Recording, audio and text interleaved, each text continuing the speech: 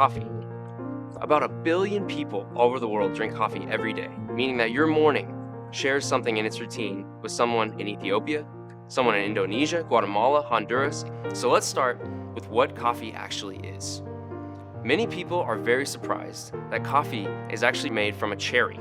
Okay, so coffee does not grow on the plant in bean form. Coffee beans are really like the pit of a cherry that you and I eat all the time. All over the world, farmers who grow these crops are faced with the difficulties of extracting the beans out of these cherries. How they do that and the differences in the processing methods in which they do that make a huge impact on how the coffee tastes.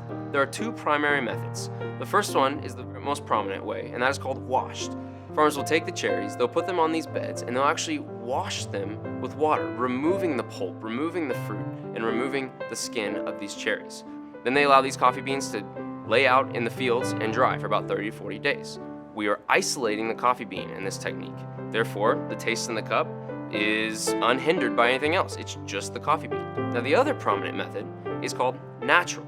This is a process that farmers take advantage of. There are bacteria that live on the cherry that, when allowed to ferment out in the sun for 10, 20, 30 days, actually metabolize the sugars in the cherry and produce byproducts that influence the taste of the bean. After 30 days, they're drying.